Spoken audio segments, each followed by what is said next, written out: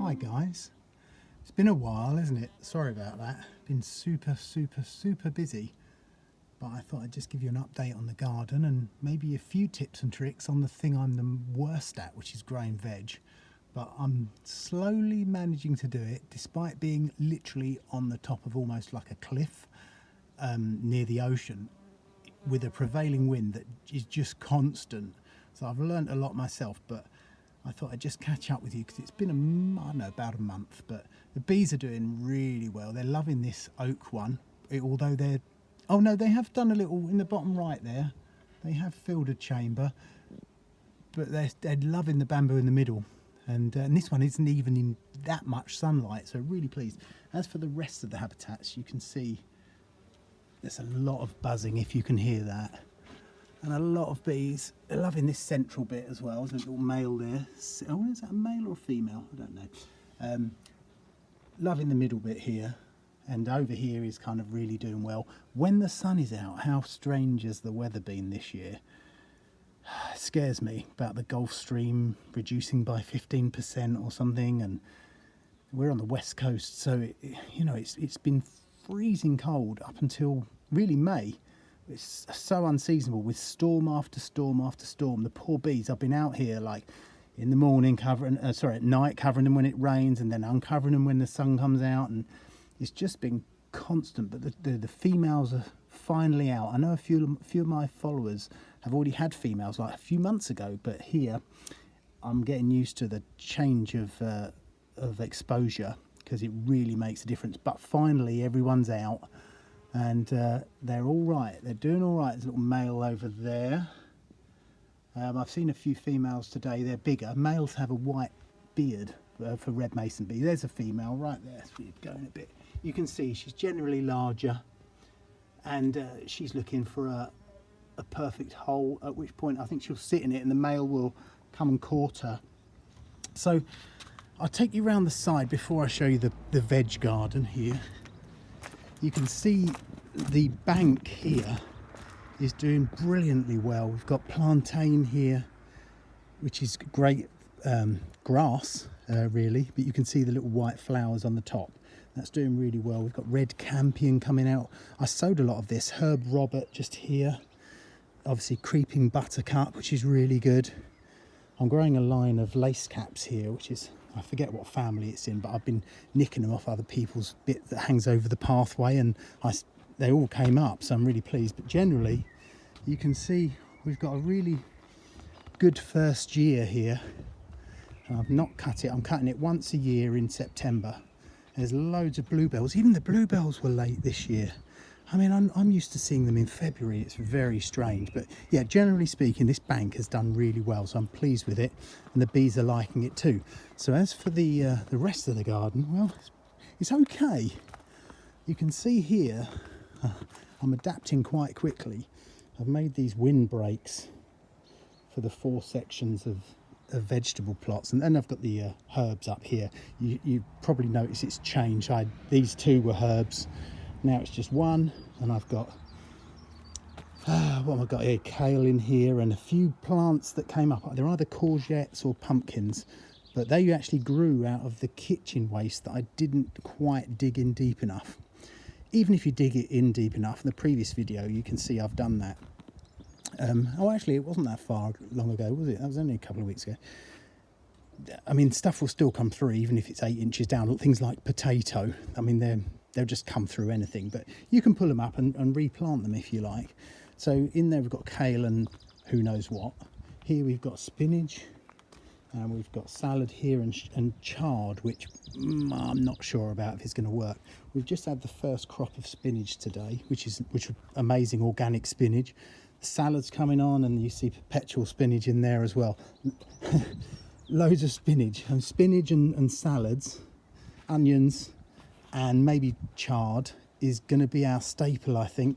Anything low-lying, anything, I mean, even the onions, they got mullered by the last storm. I mean, they were all broken off. I thought they were going to die, but I think we've found our 4 staples, and we'll have to go hunting for more low-lying crops. You can see these are new pots I've just put spinach in, and I'm learning already if you live on an exposed area and you are growing in pots, drop it down 6 inches because the seedlings will be protected by that. Originally I was doing this carrot in here, I'm not sure if that's going to work. You can see how high the earth was, and all it meant was they just flopped around until they broke off. Not very good, but hopefully I've got it nailed now. I know next year not to plant out in late April, especially if the weather's like it is, because it's just not going to work. I think May is going to be pretty much the norm, planting out in May, and it's already in the last 2 weeks. I mean, the crop of spinach we got today was massive. It's like a mountain of spinach, so I'm really pleased about that. So what else? Oh, over here we've got some courgette and some more kale planted there. I've also planted in a nice I think it's a clematis here, so it can grow through this ivy here and give that some colour and some pollen. So yeah, it's coming on nicely, but boy was I miffed when that second storm hit, because I just got over the first one, replanted, and it just mullered everything. But hopefully we're back now. The meadow area, alliums are doing all right. It's a bit, there's some oxeye daisies I can see, and some vetch, purple vetch coming up, which is all right. Again, you can see the effect the wind has, because everything is just like level with the ground. And I think that is going to be, well, I guess if I keep seeding it every year, the low-lying plants will win out, and then we will get something that would just won't, like things like vetch. That's been unaffected. It's very low to the ground, relatively unaffected by the wind, and it's already predominant there. And I think that will be the case up here.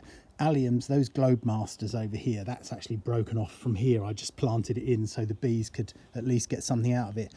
A tall plant with a big head, top heavy, didn't do well in the wind, so I'm not sure that the alliums generally are going to do okay, but we'll see. Maybe they'll adapt and grow lower. I've noticed the oxeye daisies. You can see there's one there, and there. Corn cockle there. I'm not sure if he's going to do all right, but we'll see. The oxeye daisies are a lot lower than I'm used to, so maybe, who knows, they might be genetically engineered to know when it's windy and grow lower. Be interested. So yeah, overall not a bad first year, and we'll see how it goes. But I wanted to show you guys, because I am getting quite lazy in my old age and I have to force myself to do videos. I hate all the please like and subscribe stuff as well. I just hate doing it. You've probably noticed I hardly ever ask, because it just seems so, ordinarily if this were if I was a person who was doing this for profit, then I'd be all over it, but I'm not that kind of person. But having said that, they are monetized, but the money goes to saving rainforests, and for that reason, please subscribe and hit like, because if we, I think I get about, in this it's high season for me. In the winter, it's like nothing, pennies, but in the high season, it's about £20 a month. Well, that's 1/5 of an acre of rainforest. And stuff for wildlife here as well, but mainly it goes to the World Land Trust. So, it all helps. So please do that. And then I will keep in contact, and I'll kick myself up the bum until I do regular videos. So we'll just end with a little male here. Can you see his white beard on the front there? I think you can. That's a male, a little bit smaller. Osmia rufa, Osmia bicornis, I think. Goes by a couple of names, but red mason bees, they're going to be the ones that most frequent wooden solitary bee habitats. Oh, there you go. That's a new one. That's the first time I've seen that. There was a little black one there. I'm not sure what it was. Maybe a sparrow bee, a campanularum, I think they're called, but a little bit too big for that. So we are getting a few. I've seen some parasitical wasps as well, which are beautiful.